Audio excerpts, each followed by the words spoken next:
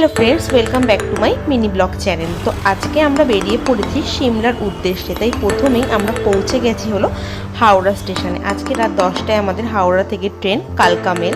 তো আমরা সেখানেই এখন যাচ্ছি।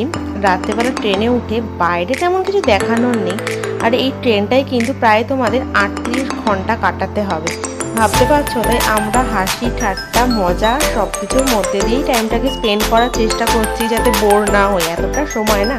পরের দিন সকাল 7টায় কালকায় কিন্তু আমাদের ট্রেন পৌঁছে গেল। তারপর আমরা কালকা থেকে টয় ট্রেনে উঠে পড়েছিলাম সিমলার উদ্দেশ্যে।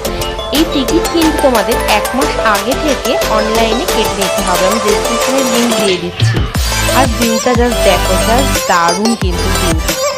সিমলায় পৌঁছে বাকি মিনি ব্লগগুলো তো থাকবে। এখন তোমরা ভিউটা এনজয় করো, আর কেমন লাগলো কমেন্ট করে জানিও।